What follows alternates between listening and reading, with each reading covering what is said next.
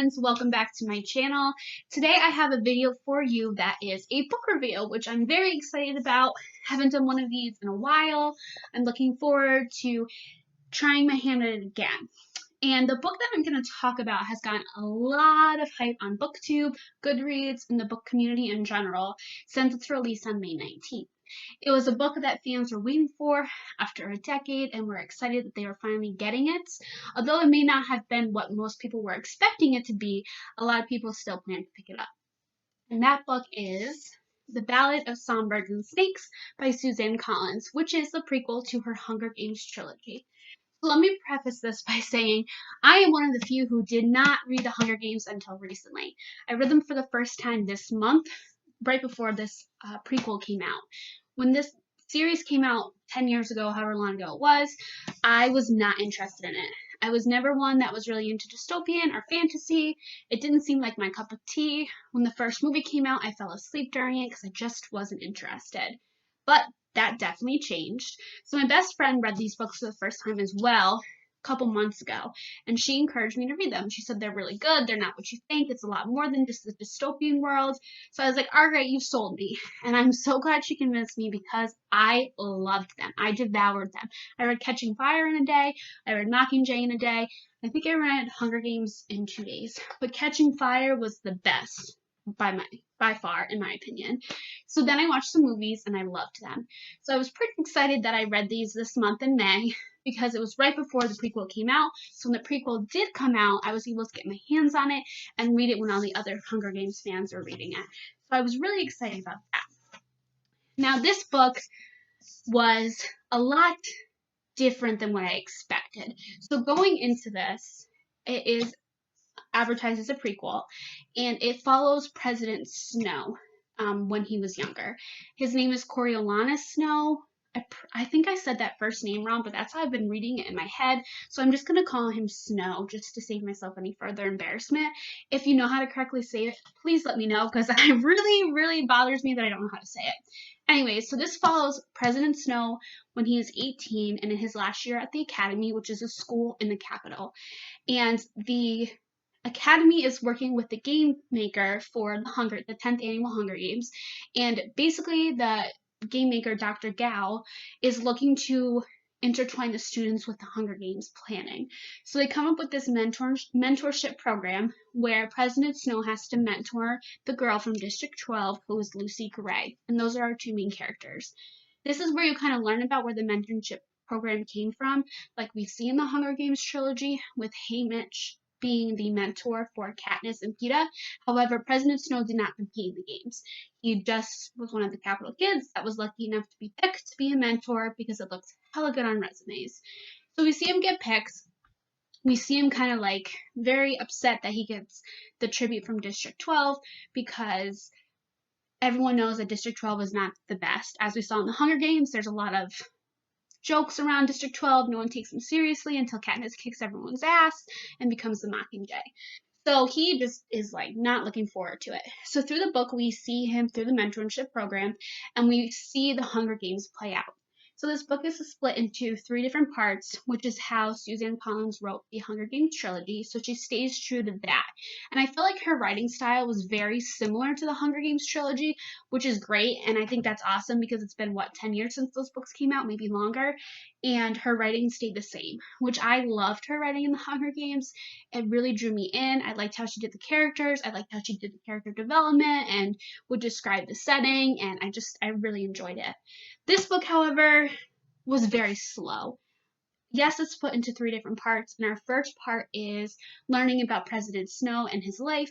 We learn that his father was basically a wartime hero, and he's now living in poverty because his father was killed, and they're about to lose their house.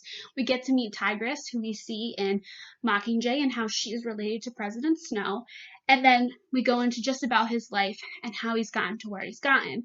And you would think that with a prequel like this that you would feel sorry for President Snow and that he would be charming and nice and sweet. That is not the case. Everything that President Snow does in this book I felt was very selfish, which fits his character to a T. I don't like President Snow. Does anyone like President Snow? His character is just awful in the movie and the book. So I wasn't surprised to see that he is just as awful when he's 18 years old. The second part basically goes through the Hunger Games, where we see, sorry, my headband keeps slipping back. I love these headbands, but I hate when they do that. Anyways, the second part is basically the Hunger Games and how they play out. And then the third part is life after the Hunger Games. So we follow him throughout and we get to see him before, during, and after. I don't want to give away any spoilers because I'm trying to make this spoiler free. So that's about as far as I can go into describing the 3 different parts. Then we learn that we learn about Lucy Gray, who is the tribute that President Snow is assigned to. And she's kind of very odd. She's eccentric. She loves to sing. She's a musician. So President Snow takes her talent of her music and really tries to promote that to the Capitol to try to get as many sponsors as he can for the Hunger Games. And there is a little bit of a romance between them. Not a true romance, but President Snow is very obsessive and possessive of Lucy Gray. When he gets paired with her and he realizes how well she's doing and how everyone thinks she's beautiful, he kind of gets the stance of, that's mine, back off, no one else can have her, she belongs to me. Whereas Lucy Gray is just thankful that she has someone who's taking her seriously and is trying to help her win these games. And then when the games end, we still see that side of President Snow. This book is definitely bigger than the other ones. It sits at a heavy 517 pages. However, I think that Suzanne Collins definitely could have knocked the book down by 100 to 150 pages. The part that was really frustrating was during the Hunger Games portion itself, you see all these characters into play. We have the 24 mentors and the 24 tributes, and some bizarre accident and some other weird stuff happens, so not all of them make it into the arena. But you just learn and you get to see these games, but it's kind of frustrating because there's no character development and relationship with these characters in the arena besides Lucy. So it's kind of frustrating. I feel like that could have been cut down a little bit. And the ending as well really dragged through President Snow and how he comes to the role that he plays in the Hunger Games. I felt like a lot of it was just this nonsense that really didn't need to be there, I guess. What was cool though is the Hanging Tree song that Jennifer Lawrence sings in the Hunger Games movies makes its debut in this book as well, so it's kind of nice to see that connection. Overall, I wasn't impressed. I was very bored reading this, and I hate to say that because when I read the trilogy, I was very into it. I was on the edge of my seat. I couldn't put it down. I needed to constantly be reading it. Whereas this one, yes, I couldn't put it down, but at the same time, it was like a chore to try to get through it. I felt like there just could have been so much more than what there actually was. And that could be partly because it follows President Snow, and I'm not a huge fan of him, and we don't have the fun of Katniss or Peeta or Cinna or Haymitch being in this book that we've come to love over the trilogy. While I understand it's important for us to understand where Snow comes from, I just felt like it just wasn't needed. I would have loved to see a prequel following Katniss's family before the games, or maybe Peeta's family, or even Haymitch. I would have loved to get a prequel about Haymitch and his time in the games, because those are characters we really learned to love and grew attached to during the Hunger Games trilogy, whereas President Snow is just one of those villains that we love to hate. But overall, I'm going to probably give this 3 stars. I just finished it probably half an hour before I made this video. I definitely think people should read it if they are fans of the Hunger Games, because I'm one of those people that feels like even if the book isn't that great, if you really do like a trilogy, you should read all the books. For example, Harry Potter. I am a diehard Harry Potter fan. Everyone knows I love Harry Potter. I was not a fan of the 5th book. It's big, it's long, I just didn't enjoy it, but you have to read it to get the story. And even though this is a prequel and not a book that's in the middle of a series, it definitely makes the reader understand a lot of Snow's actions in the Hunger Games series. I don't think that you need to read the Hunger Games before reading this if you're one of the few who hasn't read the Hunger Games yet, but I do think it's helpful because then you already know who President Snow is.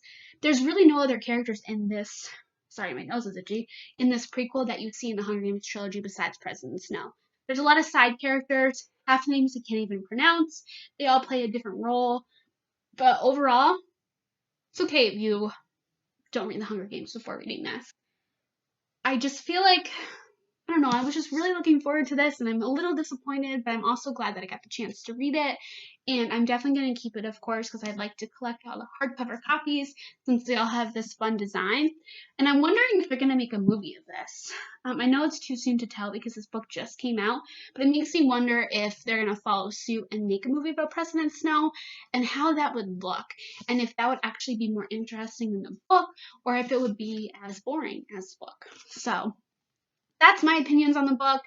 That's how I feel. If you loved it, that's great. If you hated it, that's fine. This is just my personal opinion about the book. I'm definitely not saying that you shouldn't read it. I do recommend that you do read it if you are a fan of the Hunger Games series because it's part of that series. But